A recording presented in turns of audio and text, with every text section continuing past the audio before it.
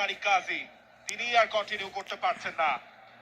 শাকিল আহাদ তপুকে ready করা হচ্ছে বাকিটা সময়ের জন্য। এবং শাকিল আহাদ তপুর ঘটনাটাও দেখুন আপনি, ইন্ডিয়ার এগেইনস্টে সেই শিলংয়ের ম্যাচে তপু বর্মনের জায়গায় তিনি নেমেছিলেন, আজকে নামতে হচ্ছে তার তারিক কাজীর জায়গায়।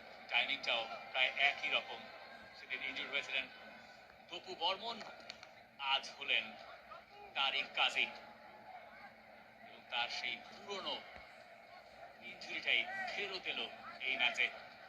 হতাশ হবেন তারিক কাজী। শোল্ডারটা বরাবরই তাকে ভুগিয়েছে ম্যাচের এই ফাঁকে।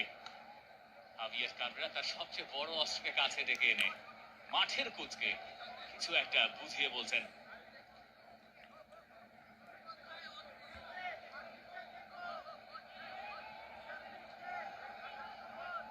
আর তারিক কাজী হতাশ হয়ে মাঠ ছাড়ছেন গুটি গুটি পায়ে। তার জন্য হতাশার, বাংলাদেশের জন্য হতাশার।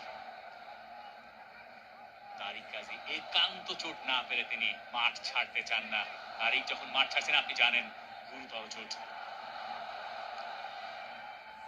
তবে এই শাকিল আহাদ তপুই দুর্দান্ত পারফর্ম করেছিলেন ইন্ডিয়ার এগেইনস্টে সেই ম্যাচটায়। শিলংয়ের এশিয়ান কাপ কোয়ালিফায়ারে বাংলাদেশের প্রথম ম্যাচ ছিল যেটা। সুতরাং শাকিল আহাদ তপুও জানেন বিগ ম্যাচের টেম্পারমেন্ট, ইন্ডিয়ান ফরওয়ার্ড লাইনকে সামলানোর টেম্পারমেন্ট। সেই ম্যাচে তিনি সামলেছিলেন সুনীল ছেত্রী, লিস্টন কলাসো, উদান্তা সিংকে। তাদের কেউই আজকের ম্যাচে নেই।